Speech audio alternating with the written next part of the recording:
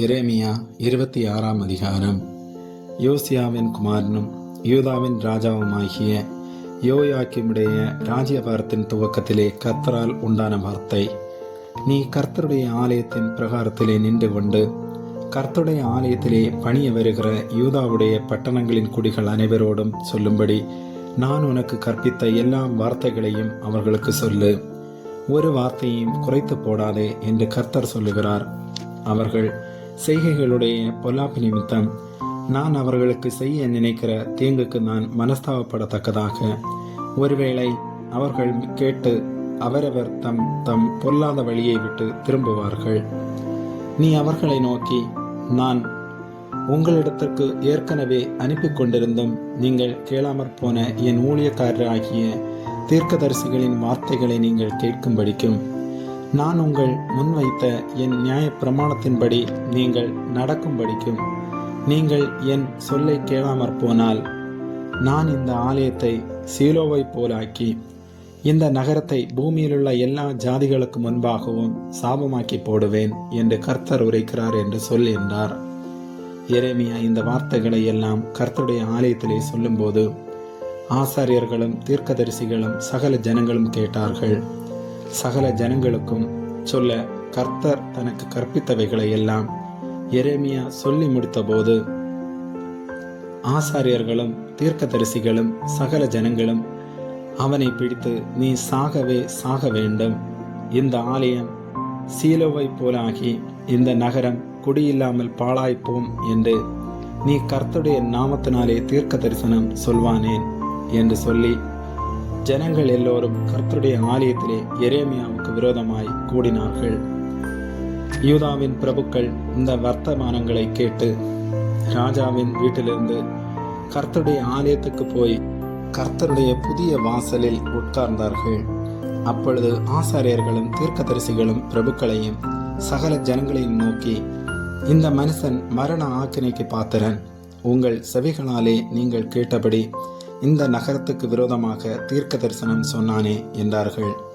அப்பொழுது எரேமியா எல்லா பிரபுக்களையும் எல்லா ஜனங்களையும் நோக்கி, நீங்கள் கேட்ட எல்லா வார்த்தைகளையும் இந்த ஆலயத்துக்கும் இந்த நகரத்துக்கும் விரோதமாக தீர்க்க தரிசனமாய் சொல்ல கர்த்தர் என்னை அனுப்பினார்.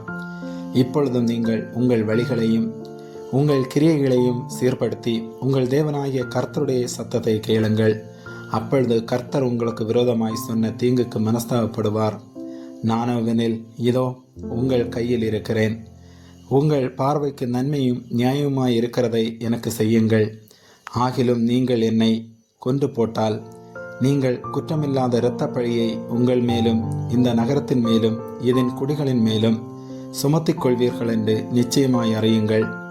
இந்த வார்த்தைகளை எல்லாம் உங்கள் செவிகளிலே சொல்ல கர்த்தர் மெய்யாகவே என்னை உங்களிடத்திற்கு அனுப்பினார் என்று சொன்னான்.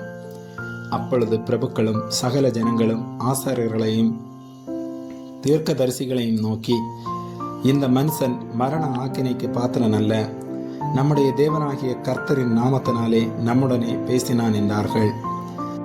தேசத்திலே மூப்பனானவர்களில் சிலர் எழும்பி சபையாகிய ஜனங்களை நோக்கி, யூதாவின் ராஜாவாகிய எசேக்கியாவின் நாட்களில் மொரேசா ஊரானாகிய மீகா தீர்க்க தரிசனம் சொல்லி யூதாவின் சகல ஜனங்களையும் பார்த்து, சியோன் வயல்வெளியாக உளப்பட்டு எருசலேம் மண்மேடுகளாய்ப்போம், இந்த ஆலயத்தின் பர்வதம் காட்டிலுள்ள மேடுகளாய்ப்போம் என்று சேனைகளின் கர்த்தர் உரைத்தார் என்று சொன்னான். அவனை யூதாவின் ராஜாவாகிய எசேக்கியாவும் மற்ற யூதர்களும் சேர்ந்து கொன்று போட்டார்களா? அவன் கர்த்தருக்கு பயந்து கர்த்தரின் முகத்தை நோக்கி கெஞ்சினான் அல்லவா? அப்பொழுது கர்த்தர் அவர்களுக்கு விரோதமாக சொல்லி இருந்த தீங்குக்கு மனஸ்தாபப்பட்டார். இப்போதும் நாம் நம்முடைய ஆத்மாவுக்கு விரோதமாக மகா பொல்லாப்பை வர பண்ணுகிறவர்களாய் இருக்கிறோமே. கீரியாத் யாரீம் ஊரானாகிய செமையாவின் குமாரன் உரியா என்னும் ஒரு மனுஷனும் கர்த்தருடைய நாமத்திலே தீர்க்க தரிசனம் சொல்லுகிறவனாயிருந்தான். அவன் எரேமியாவின் வார்த்தைகளுக்கு சரியாக இந்த நகரத்துக்கும் இந்த தேசத்துக்கும் விரோதமாக தீர்க்க தரிசனம் சொன்னான். யோயாக்கீம் ராஜாவும் அவனுடைய சகல பராக்கிரமசாலிகளும் பிரபுக்களும் அவன் வார்த்தைகளை கேட்டபோது ராஜா அவனை கொன்று போடும்படி எத்தனித்தான். அதை உரியா கேட்டு பயந்து ஓடிப்போய் எகிப்திலே சேர்ந்தான். அப்பொழுது யோயாக்கீம் ராஜா அக்போரின் குமாரனாகிய எல்நாத்தானையும் அவனோடே கூட வேறு சிலரையும் எகிப்து வரைக்கும் அனுப்பினான். இவர்கள் உரியாவை எகிப்திலிருந்து கொண்டு வந்து அவனை யோயாக்கீம் ராஜாவினிடத்தில் விட்டார்கள்.